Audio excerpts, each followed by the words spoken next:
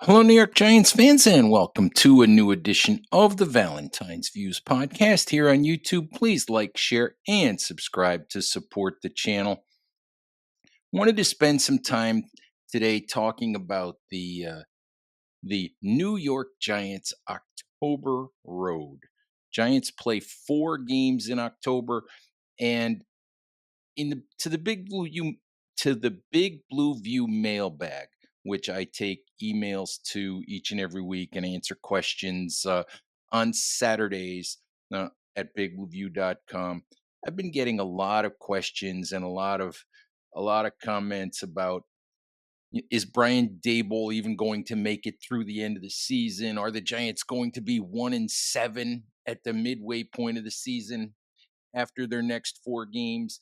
And I thought that maybe today we would just spend a little bit of time talking about that. Listen, the Giants' October road of 4 games is at Seattle this Sunday against what appears to be a good Seattle team versus the Cincinnati Bengals at home in week 6 versus the Philadelphia Eagles in week 7 and at the Pittsburgh Steelers in week 8. Now, listen, anything can happen in these games. The Giants could be 1-7. Listen, we've seen the Giants get off to season starts like that before. They could win three out of the next 4 games. They could win all 4. We don't know. Um, what I keep saying, when I'm asked about the schedule, when I'm asked about what's coming up for the Giants, is look, understanding what Bill Parcells always said is you are what your record says you are. The Giants are a 1-3 football team. They've played themselves into being 1-3. But they could have easily played themselves into being 3-1. They're a couple of plays away from beating the Washington Commanders. You can make an argument that if they had a kicker, and yes, they would have made a couple of different decisions if Graham Gano had been healthy, but you can make an argument that if they had had a legitimate place kicker, they beat the Washington Commanders in week 2. That's a game in which the Giants made NFL history by scoring 3 touchdowns, not giving up any touchdowns, and still managing to lose a game. No team in NFL history had done that until the Giants did it. And in some ways, that sort of sums up the futility of the Giants over the last decade or so. It's been hard to explain, hard to fathom sometimes. And in a game like that, it's just hard to explain. And again in week 4 against the Dallas Cowboys last Thursday night, you can argue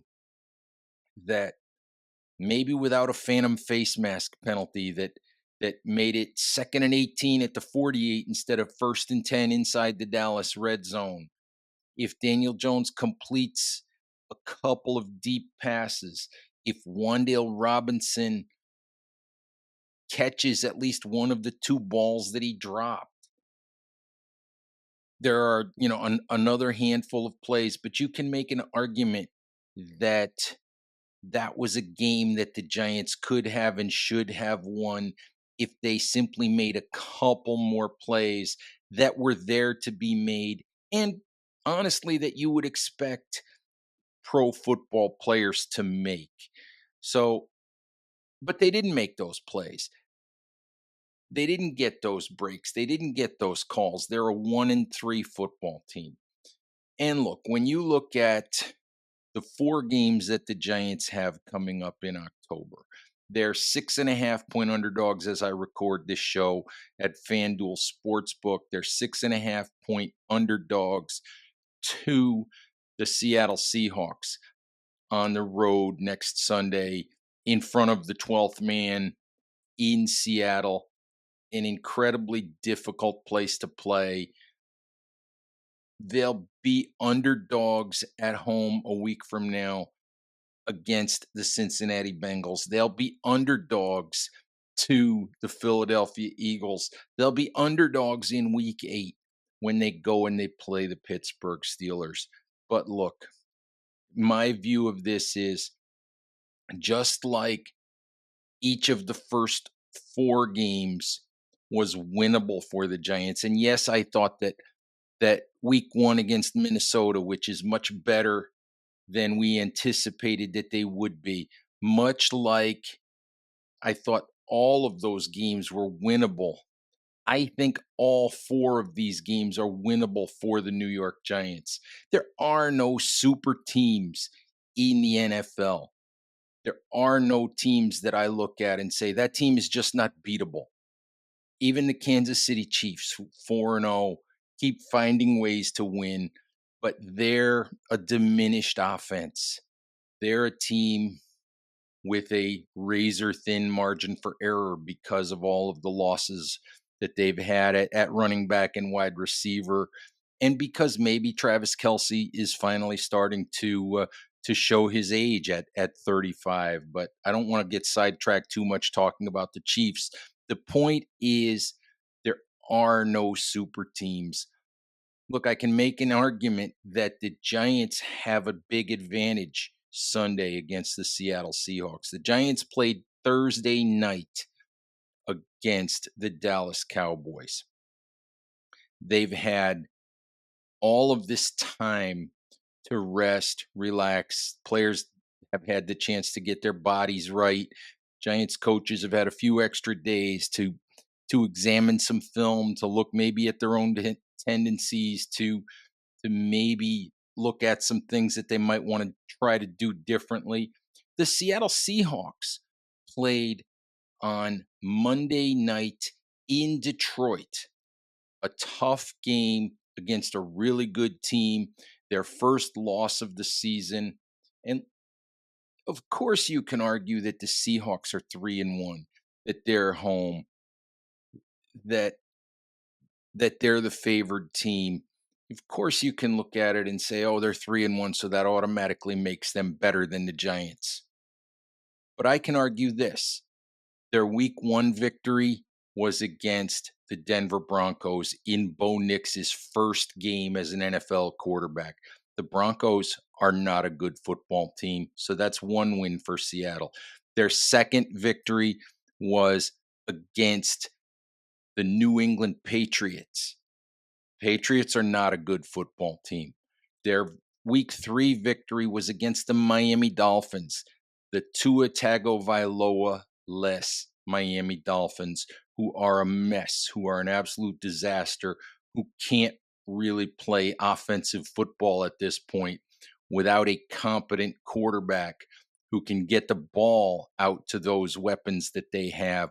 So you can make an argument that the Seahawks haven't proven anything yet this year, that we don't know if they're a good football team. They haven't beaten a good football team yet. Plus, they'll be coming off of a short week where they have to travel, just as the Giants have to travel, out to Seattle for that game. You look at the Cincinnati Bengals. Cincinnati Bengals are 1-3 right now. They don't look like a good football team. They look like a team that might be a seller, at the deadline. Maybe they'll get it turned around. Maybe they won't. But they're certainly not an unbeatable football team. I can't look at that game and say, "Oh, there's no way that the Giants beat that football team just because it's Joe Burrow at quarterback." That they lost their first 3 games this season. So, again, another game where I feel like the Giants could win that game. Will they? I don't know. I have no idea at this point, but I'm not going to look at my little calendar and look at my little schedule, and I'm not going to just put an L next to that already. Let's just see what happens. Week 7 against the Philadelphia Eagles, the Saquon Barkley revenge game, if you want to call it that. Of course, Barkley will get all of the attention. There'll be all sorts of discussion that week about whether the Giants made a mistake and in letting him go. And and how much the Giants miss Barkley and all of that, and how there's no way that the Eagles lose this game, with Barkley returning to MetLife Stadium and all of that. The Eagles are 2-2. The Eagles have not looked like a good football team. They have not looked like a Super Bowl contender yet. Nick Sirianni, their head coach, is under fire in Philly. There are lots of calls for Sirianni to be replaced. Go back to the second half of last season, a time when the Giants, if you remember, did beat the Eagles at the end of last year. Over their last 11 games, including the playoff games last year, over their last 11 games, the Philadelphia Eagles are 3-8. 3-8. You know what the Giants are in that stretch of games? The New York Giants are 6-5 in that same stretch of games during which the Eagles are 3-8. I cannot look at that game week 7 against the Eagles, which will be at MetLife Stadium. I cannot look at that game and and say there's no way the Giants can't win it. The Eagles are a mess. And maybe they have a more talented roster than the Giants do. They probably do have a more talented roster than the Giants do. I should say they absolutely have a more talented roster at this point. They should be better than they are, but they're not playing to the level of the roster that they have. There's no way I can look at that game and say the Giants have no chance. Week 8 at Pittsburgh. Yes, it's Mike Tomlin. Yes, it's the big bad Pittsburgh Steelers. Yes, they're 3-1, I think, as I record this show. But they're not scoring a ton of points. They don't look like a juggernaut. They're not blowing people out. I think I'm looking at their point differential right now. It's 22. They've scored 75 points. They're not scoring a ton of points. They're scoring 18 and a half points a game. So you look at the Giants, and Devin Singletary scores a touchdown the other day against Cleveland. They make a couple of field goals week 2 against Washington, and the Giants are probably averaging 18 points a game. I can't look at the Pittsburgh Steelers and say there's no chance that the Giants can go into Pittsburgh in week 8 and win that football game. So, my point in going through these sort of painstakingly and game by game is let it play out. Don't just count on the Giants being 1-7. Don't act like they're already 1-7. They're not already 1-7. They're 1-3. We'll find out what their record after 8 games is going to be a month from now. The Giants have some issues. At quarterback, Daniel Jones has struggled to complete some deep passes. The reality of it is that I think there's only one quarterback in the league right now, Caleb Williams, who's been worse in the deep pass category, 20 plus yards, than Jones has. But that can change. We've seen Jones throw those passes well in the past.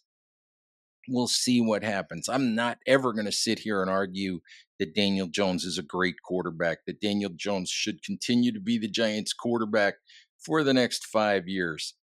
Albert Breer of Sports Illustrated this week wrote something that I thought was very intelligent, and I kind of realized that I've been saying it for a while without actually using the words. Breer said that what you have to look at Daniel Jones as is a bridge quarterback for the Giants, not the quarterback of the future, not a superstar quarterback, not a big time top 10 quarterback. He's not that. He's not their quarterback of the future. Had they been able to swing a trade with the Patriots this past offseason, they would have drafted Drake May. They have been clear about that. Daniel Jones would still have been on this roster. Daniel Jones would have then been an obvious bridge quarterback until Drake May was ready to take over. I think it's very astute on Albert Breer's part to look at Daniel Jones and say that even without a young quarterback of the future on the roster, Daniel Jones is a bridge quarterback. Daniel Jones is probably not going to be a Giant next year. There is more than likely going to be a young quarterback on that roster who will be the quarterback of the future. I don't know if it's Jalen Milrow. I don't know if it's Carson Beck. I don't know if it's Quinn Ewers.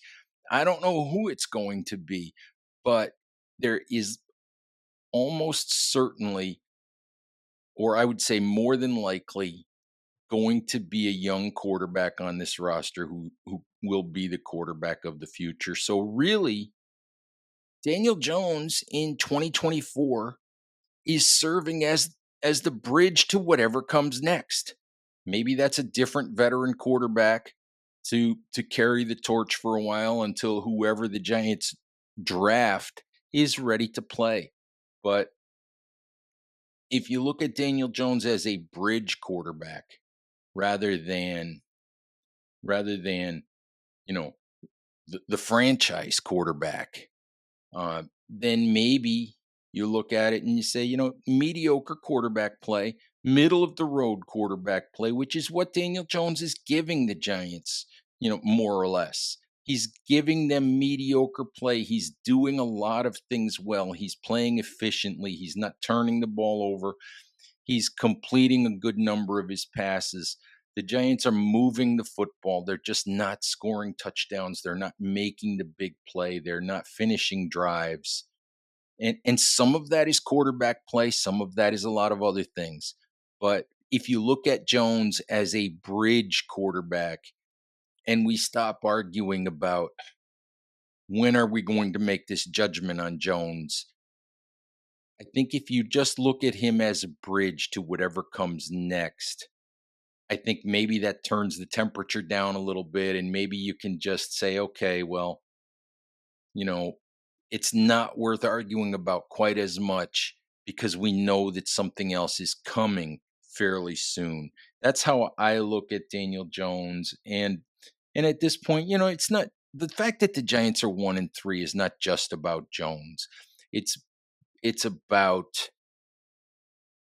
not enough run blocking. It's about missed opportunities. It's about being one of the league leaders in dropped passes. It's about penalties at inopportune times. It's about not being able to get defensive stops. It's about not being able to create game changing turnovers. It's about Kayvon Thibodeau and Brian Burns not impacting games in the way that the Giants hope that they will impact games. It's about them not having done it yet. But all in all, what I really wanted to say is, look, let's just stop with, oh, the Giants are already 1-7. There's a path for them to win several of these games over the next few weeks. Let's just see where they are when we get through 8 games. Maybe they will be 1-7. Maybe they'll be 5-3. You know, stranger things than that have happened. Shoot, the New York Mets are in the playoffs. The Detroit Tigers are in the baseball playoffs. So, stranger things have happened, and we'll see how it plays out. Have a little patience, Giants fans. Enjoy the games. Don't don't be defeated before you're defeated. I know we've seen this movie before with slow starts and all of that, but the past with what we've seen isn't necessarily prologue that guarantees that this team's going to be 1-7, that it's going to win 3 games. They've been competitive enough in some of these games that I think there will be opportunities for them to win games going forward, and we'll just see how it plays out. Um, as I said, a year from now, you're probably going to have a different quarterback, and you know, and we'll just see. We'll just see where it all leads. But hang in there. Uh, don't don't feel like they're 1-7 already. As I've said, I think there's going to be opportunities to win some games coming up here. Obviously, there's things the Giants are going to have to do better, but we'll see if they can beginning this Sunday in Seattle. All right, hopefully. Later on this week, I will have a crossover preview with Mookie Alexander of SB Nation's Field Gulls, which covers the Seattle Seahawks. Hopefully, we'll have that for you guys on Friday. So stay tuned for that. If you missed it, go back and check out the Monday show that I did with Patricia Traina of New York Giants on SI and Locked On Giants, where we more or less assessed the Giants at the quarter pole, and check out my appearance on her show on Monday as well over on Locked On Giants. So with all of that, Giants fans, thank you as always for watching. Please stay safe out there. Take care of each other, and we'll talk to you soon. Bye bye.